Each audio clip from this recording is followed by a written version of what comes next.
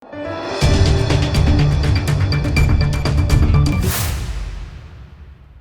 દર્શક મિત્રો, આપ જોઈ રહ્યા છો લોકમૈત્રી ન્યૂઝ. હું છું એન્કર અર્પિતા પટેલ. હવે જોઈએ અગત્યના સમાચાર.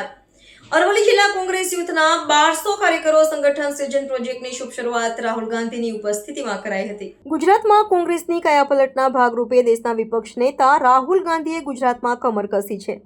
ત્યારે રાહુલ ગાંધી અને ગુજરાત કોંગ્રેસનો મુખ્ય ઉદ્ભવ ગાંધીજીના ગુજરાતમાં સૃજન કાર્યક્રમ પ્રોજેક્ટની શુભ શરૂઆત ગુજરાતના અરવલ્લી જિલ્લાના 1200થી વધુ બૂથ કાર્યકરોને માહિતગાર કરી કોંગ્રેસના કાર્યકરોને રૂબરૂ સાંભળીને આવનાર ચૂંટણીઓમાં સ્થાનિક કાર્યકરોથી કોંગ્રેસનું સંચાલન થશે તેવા તાર સાથે વિશ્વાસ આપીને સૃજન કાર્યક્રમથી અરવલ્લી જિલ્લામાં નવા જોમ જુસ્સા સાથે કોંગ્રેસ આવનાર સમયમાં વિજયના સોપાન સર કરશે.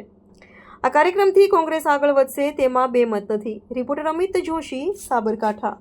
રાહુલજી સતત ગુજરાતના પ્રવાસે આવી રહ્યા છે અને એમણે પાર્લામેન્ટમાં જે ચેલેન્જ ભારતીય જનતા પાર્ટીને આપી હતી કે લખી રાખો ગુજરાતમાં તમને હરાવીને રહીશું, રણટંકાર થઈ ચૂક્યો છે.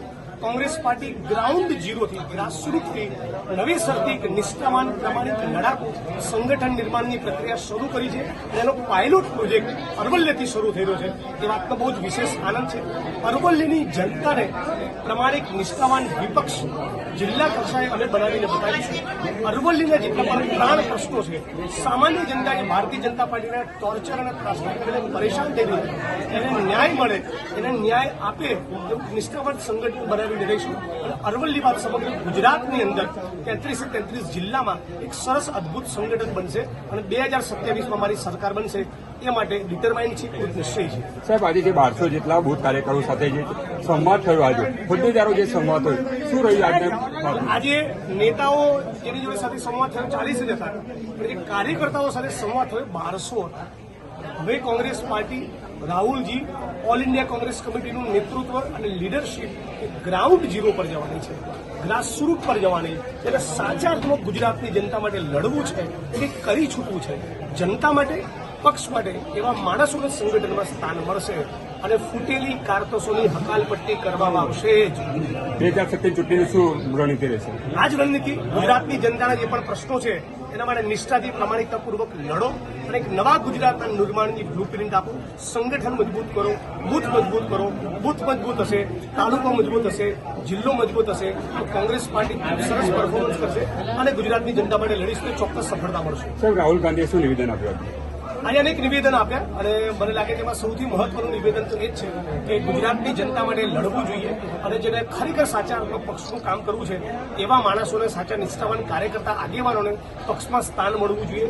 ટિકિટના સિલેક્શનમાં પણ અમુક અમદાવાદની ઓફિસમાં બેઠેલા મારા સહિતના નેતાઓ નિર્ણય લે એ નહીં, ગ્રાસરૂટ પરથી એનો અવાજ આવવો જોઈએ.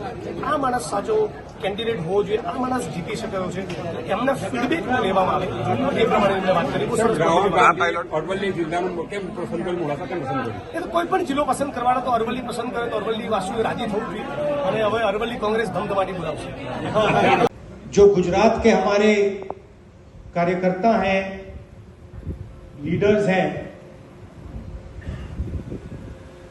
सबसे स्ट्रॉन्ग, मजबूत, निडर हमारे लोग हैं.